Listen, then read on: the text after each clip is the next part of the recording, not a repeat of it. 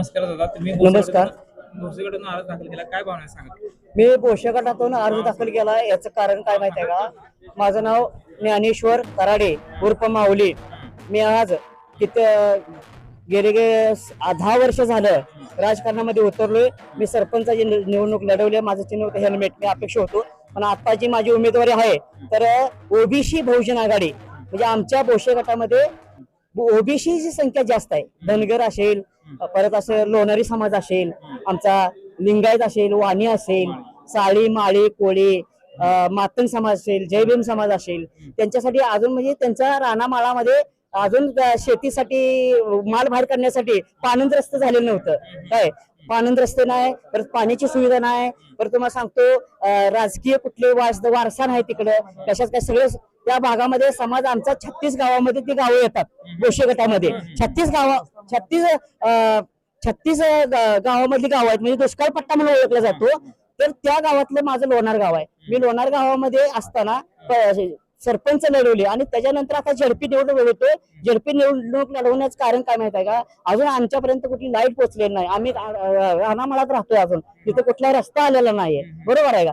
त्यामुळे हे प्रश्न मी असं उपस्थित करण्यासाठी सरकारला कळू दे बाबा, आमचं धनगरांचं आरक्षण सोडवण्यासाठी, दीपकभाऊ बोराडेंना माझा पाठिंबा देण्यासाठी किंवा प्रकाशना शेंडगेंना माझा पाठिंबा देण्यासाठी ओबीसी बहुजन आघाडी, प्रकाशना शेंडगे जतचे माजी आमदार, बरं का, त्यांच्या पक्षातून त्यांनी पक्ष ओपन केलाय ओबीसी बहुजन आघाडी.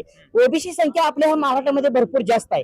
तर ओबीसी समाज आमच्या बोशे गटामध्ये मोठ्या प्रमाणात असल्यामुळे त्यांनी मला भरभरून मत करावं, कारण त्यांचा प्रश्न मी सोडवण्यासाठी नाही मी सज्ज आहे. अहोरात्र करी, अरे रात्र नाही स्वप्न बदलते, दिवा नाही वात बदलते, मनात नेहमी जिंकण्याची आशा असावी, कारण नशीब बदलो ना बदलो अरे वेळ नक्कीच बदलते. भावना बोशे गटातली वेळ अरे माझ्या रूपाने तुमची बदलणार आहे. आज तुमच्यासाठी अहोरात्र मी झगडतो, प्रयत्न करतो. मला कधी पण हाक मारा, तुमच्या हाकेला धावणार नाही, ही माऊली कराडे थांबणार नाही अशी ग्वाही देतो. आणि बोशे गटातला काया पडेल रस्ते असेल, पाणी असेल, नेहमी दुष्काळ असेल, ते हटवण्याचं कार्य प्रकाशना शेंडगेच्या माध्यमातून मी करणार आहे. आणि मी ही निवडणूक हातात घेण्याचं कारण म्हणजे मेन म्हणजे आम्हाला जवळजवळ काँग्रेसने 70 वर्ष फसवलं. त्यानंतर भारतीय जनता पार्टी या धनगर समाजाला जवळजवळ आता 15 ते 20 वर्ष झालं नुसतं बोलणं दाखवत आहे, आशा दाखवत आहे, हे देतो ते देतो. आमचं डॉक्टर बाबासाहेब आंबेडकर साहेबांनी आम्हाला घटनेमध्ये 36 नंबरला आमचं आरक्षण लिहून ठेवलं असताना सुद्धा आमचं आरक्षण अद्याप अजून दिलेलं नाही.